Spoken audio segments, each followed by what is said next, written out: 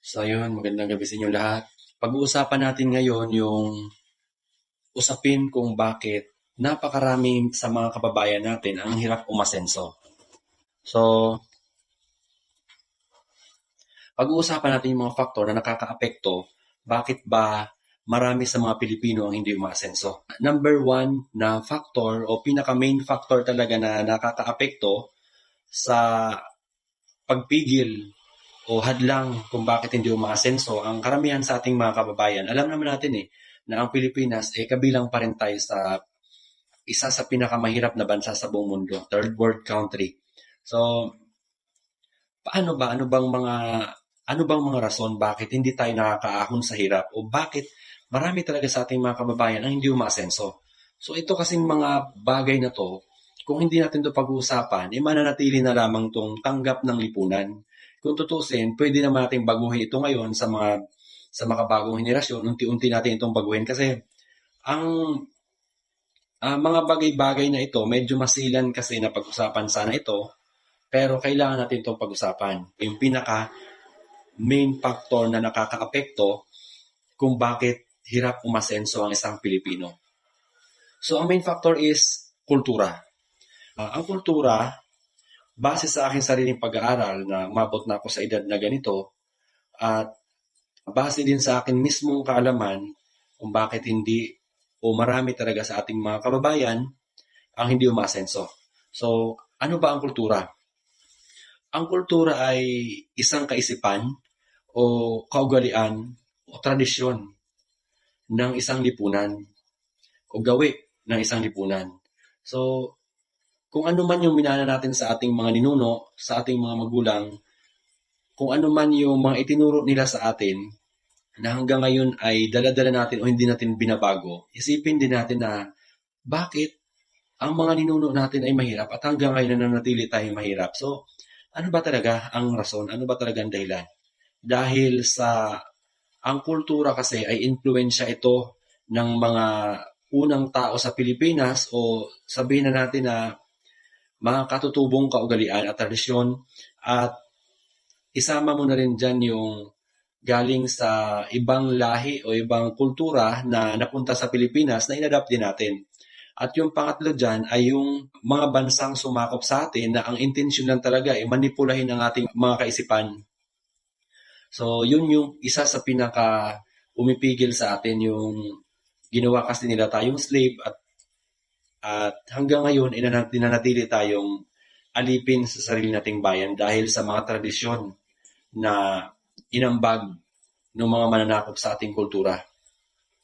So, kung pag-uusapan natin yung mga tradisyon, yung mga okasyon o handaan, maraming piyesta, halos maraming handaan, birthday, binyag, marami pang idinagdag na handaan na ang layunin naman talaga ng handaan na yan o mga okasyon na yan, ilituhin tayo o talagang pabagalin ang pag-asenso ng ating lahing Pilipino.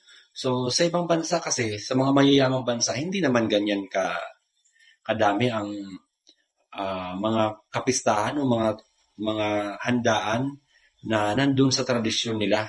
Kumbaga, yung tradisyon nila, meron naman talagang mga happenings, meron naman talagang mga salo-salo, pero hindi tulad nung sa atin na napakadami talaga.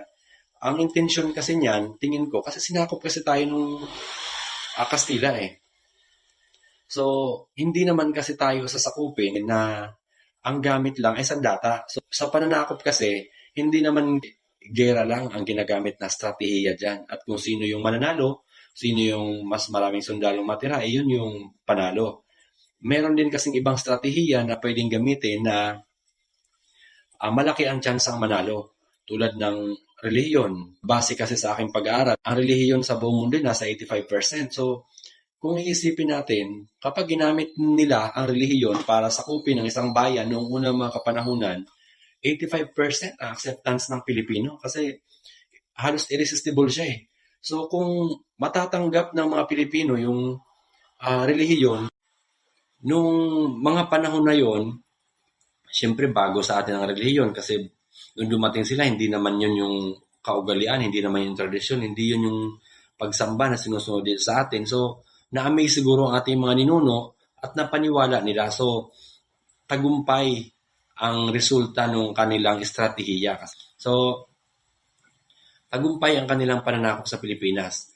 At isipin natin na ilang taon ba sila nanatili sa ating bansa. Alam ko mahigit 300 years, 320. Hindi ko na gano'ng kabisado. Pero sa ganun katagal, hindi kasi pwedeng umasenso o hindi kasi pwedeng magkaroon ng matalinong kaisipan ang Pilipino habang under doon sa pananakop nila.